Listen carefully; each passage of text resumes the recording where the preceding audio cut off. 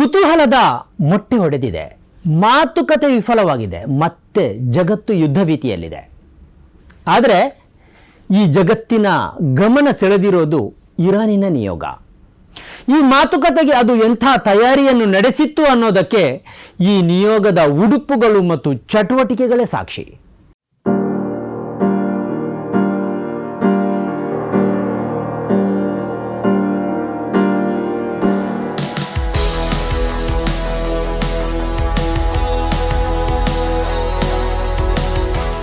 ವೀಕ್ಷಕರೇ, ಇದು ಎಡಿಟರ್ಸ್ ಪಿಕ್.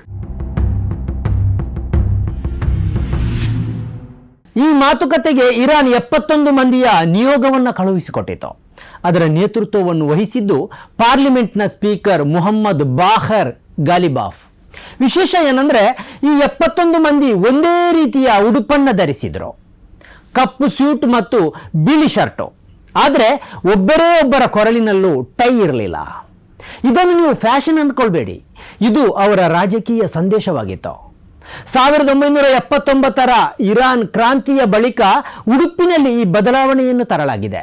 ಟೈ ಎಂಬುದು ಪಾಶ್ಚಾತ್ಯ ಆಧಿಪತ್ಯ ಮತ್ತು ಅವರಿಗೆ ಶರಣಾಗತಿಯನ್ನು ಸಾರುವುದರ ಸಂಕೇತ ಎಂದು ಇರಾನಿನಲ್ಲಿ ಭಾವಿಸಲಾಗ್ತಾ ಇದೆ. ಆದ್ದರಿಂದ ಟೈಯನ್ನು ಎಸೆದು ತೆರೆದ ಕಾಲರ್ಗಳ ಶರ್ಟುಗಳನ್ನು ಈ 71 ಮಂದಿಯೂ ಧರಿಸಿದರು. ಅಂದರೆ ಈ ನಿಯೋಗ ಇಸ್ಲಾಮಾಬಾದ್ನಲ್ಲಿ ಇಳಿಯುವಾಗಲೇ ಅಮೆರಿಕಾದ ಮತ್ತು ಪಾಶ್ಚಾತ್ಯ ಜಗತ್ತಿಗೆ ಒಂದು ಪ್ರಬಲ ಸಂದೇಶವನ್ನು ಸಾರಿತು.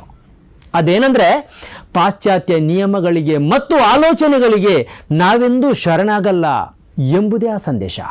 ಈ ಪ್ರತಿನಿಧಿಗಳು ಧರಿಸಿದ್ದ ಬ್ಯಾಡ್ಜ್ಗಳಲ್ಲೂ ವಿಶೇಷತೆ ಇತ್ತು. ಅದು ಬರೀ ಬ್ಯಾಡ್ಜ್ ಆಗಿರಲಿಲ್ಲ, ಅದು ಇರಾನಿನ ನೋವನ್ನು ಮತ್ತು ಇತಿಹಾಸವನ್ನು ಹೇಳುವ ಪ್ರಬಲ ಚಿತ್ರಗಳಾಗಿದ್ದವು. ಇರಾನಿನ ವಿದೇಶಾಂಗ ಸಚಿವ ಅಬ್ಬಾಸ್ ಅರಾಕ್ಚಿ ಅವರು ಬಂಗಾರದ ಬಣ್ಣದಲ್ಲಿ ಇರಾನಿನ ಪೂರ್ಣ ಭೂಪಟವನ್ನು ತೋರಿಸುವ ದೃಶ್ಯವನ್ನು ತನ್ನ ಬ್ಯಾಡ್ಜಿನಲ್ಲಿ ಧರಿಸಿದರು. ಇದು ಇರಾನಿನ ಪರಮಾಧಿಕಾರವನ್ನು ಜಗತ್ತಿಗೆ ಪ್ರಬಲವಾಗಿ ಸಾರುವ ಸಂದೇಶವಾಗಿತ್ತು. ನಿಯೋಗದ ನಾಯಕ ಮತ್ತು ಇರಾನ್ ಪಾರ್ಲಿಮೆಂಟಿನ ಸ್ಪೀಕರ್ ಆಗಿರುವ ಮೊಹಮ್ಮದ್ ಬಾಖರ್ ಗಾಲಿಬಾಫ್ ಅವರು ಧರಿಸಿದ್ದ ಬ್ಯಾಡ್ಜ್ ಬೇರೆಯದೇ ಕಥೆಯನ್ನು ಹೇಳ್ತಾ ಇತ್ತು. ಅಮೆರಿಕದ ಆಕ್ರಮಣದಿಂದ ಹತ್ಯೆಗೀಡಾದ ಇರಾನಿನ ಸರ್ವೋಚ್ಚ ನಾಯಕ ಖಾಮ್ನೇಯಿ ಅವರ ಚಿತ್ರ ಅವರ ಬ್ಯಾಡ್ಜ್ನಲ್ಲಿತ್ತು. ಹಾಗೆಯೇ ಅವರ ಉತ್ತರಾಧಿಕಾರಿಯಾಗಿ ಆಯ್ಕೆಯಾಗಿರುವ ಮುಜ್ತಬಾ ಖಾಮ್ನೇಯಿ ಅವರ ಚಿತ್ರ ಕೂಡ ಅವರು ಧರಿಸಿದ್ದ ಬ್ಯಾಡ್ಜ್ನಲ್ಲಿತ್ತು. ಈ ಯುದ್ಧದಲ್ಲಿ ತಾವು ಕಳಕೊಂಡ ಉನ್ನತ ನಾಯಕರನ್ನು ಈ ಜಗತ್ತಿನ ಮನಪಟಲದಲ್ಲಿ ಮತ್ತೊಮ್ಮೆ ತೇಲಿಸುವುದು ಆ ಬ್ಯಾಡ್ಜ್ನ ಉದ್ದೇಶವಾಗಿತ್ತು. ಇರಾನ್ ಈ ನಿಯೋಗಕ್ಕೆ ಕೊಟ್ಟ ಹೆಸರು ಕೂಡ ಬಹಳ ಕಾಲ ನೆನಪಿನಲ್ಲಿ ಉಳಿಯುವಂಥದ್ದು. ಫೆಬ್ರವರಿ 28ರಂದು ಅಮೆರಿಕ ನಡೆಸಿದ ದಾಳಿಯಲ್ಲಿ ಮಿನಾಬ್ ಎಂಬಲ್ಲಿಯ ಶಾಲೆಯ 168 ಪುಟ್ಟ ಮಕ್ಕಳು ಸಾವನ್ನಪ್ಪಿದರು. ಈ ಮಕ್ಕಳ ಸ್ಮರಣಾರ್ಥ ಈ ನಿಯೋಗಕ್ಕೆ ಮಿನಾಬ್ 168 ಎಂಬ ಹೆಸರನ್ನು ಇಡಲಾಗಿತ್ತು. ಪಾಕಿಸ್ತಾನದ ಮಾತುಕತೆಗಾಗಿ ಇರಾನ್ ನಿಯೋಗ ಪ್ರಯಾಣಿಸಿದ ವಿಮಾನದ ಮುಂದಿನ ಆಸನಗಳಲ್ಲಿ ಜಗತ್ತನ್ನು ಪ್ರಭಾವಿಸುವ ಚಿತ್ರಗಳಿದ್ದವು. ಮಿನಾಬ್ನಲ್ಲಿ ಅಮೆರಿಕ ನಡೆಸಿದ ವಾಯುದಾಳಿಯಲ್ಲಿ ಮೃತಪಟ್ಟ ಮಕ್ಕಳ ಚಿತ್ರಗಳು, ಅವರ ರಕ್ತಸಿಕ್ತ ಶಾಲಾ ಬ್ಯಾಗ್ಗಳು, ಶೂಗಳನ್ನು ಬಿಳಿ ಹೂಗಳೊಂದಿಗೆ ಅಚ್ಚುಕಟ್ಟಾಗಿ ಜೋಡಿಸಿಡಲಾಗಿತ್ತು. ಅಮೆರಿಕ ಮತ್ತು ಇಸ್ರೇಲ್ ಸೇರಿಕೊಂಡು ಇರಾನಿನಲ್ಲಿ ಎಂತಹ ಕ್ರೌರ್ಯವನ್ನೆಸಗಿದೆ ಎಂಬುದನ್ನು ಜಗತ್ತಿಗೆ ಮತ್ತೆ ನೆನಪಿಸುವ ಪ್ರಯತ್ನ ಇದರಲ್ಲಿತ್ತು. ಮಾತ್ರ ಅಲ್ಲ, ನಾವು ಎಂಥ ನೋವುಗಳೊಂದಿಗೆ ಈ ಮಾತುಕತೆಗಾಗಿ ಪ್ರಯಾಣಿಸ್ತಾ ಇದ್ದೇವೆ ಎಂಬ ಸಂದೇಶವನ್ನು ಜಗತ್ತಿಗೆ ಸಾರುವುದು ಕೂಡ ಇದರ ಉದ್ದೇಶವಾಗಿತ್ತು. ಈ ನಿಯೋಗ ಧರಿಸಿದ ಕಪ್ಪು ಬಟ್ಟೆ ಬರೇ ಬಟ್ಟೆಯಾಗಿರಲಿಲ್ಲ, ಅದು ಇರಾನ್ ಎದುರಿಸ್ತಾ ಇರುವ ನೋವು ಮತ್ತು ಆಘಾತದ ಸಂಕೇತವಾಗಿತ್ತು. ತಮ್ಮ ದೇಶದ ಪ್ರಮುಖ ನಾಯಕರನ್ನು ಕಳಕೊಂಡಿರುವ ನೋವಿನ ಅಭಿವ್ಯಕ್ತಿಯಾಗಿತ್ತು. ತನ್ನ ದೇಶದಲ್ಲಿ ಯುದ್ಧಕ್ಕಾಗಿ ಪ್ರಾಣತ್ಯಾಗ ಮಾಡಿದ ಸಾವಿರಾರು ಮಂದಿಯನ್ನು ಆ ಕಪ್ಪು ಬಟ್ಟೆ ಸಂಕೇತಿಸ್ತಾ ಇತ್ತು.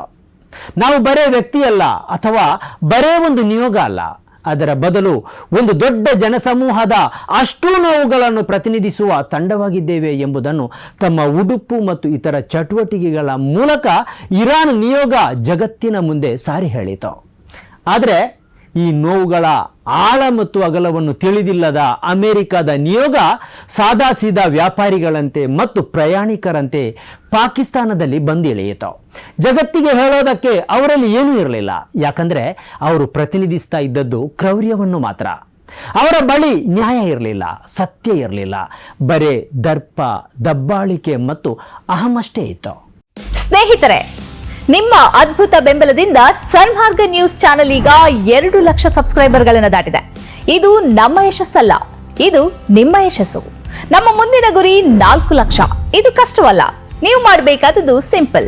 ನೀವು ಸನ್ಮಾರ್ಗ ನ್ಯೂಸ್ ಚಾನೆಲ್ ವಿಡಿಯೋವನ್ನ ನಿಮ್ಮ ಸ್ನೇಹಿತರಿಗೆ, ಕುಟುಂಬದವರೊಂದಿಗೆ ಹಂಚಿಕೊಳ್ಳಿ ಮತ್ತು ಅವರಲ್ಲೂ ಸಬ್ಸ್ಕ್ರೈಬ್ ಮಾಡಲು ಹೇಳಿ. ನೀವು ಶಕ್ತಿಯನ್ನು ಕೊಡಿ, ನಾವು ನಿಖರ ಸುದ್ದಿ ಕೊಡ್ತೇವೆ. ಧನ್ಯವಾದಗಳು.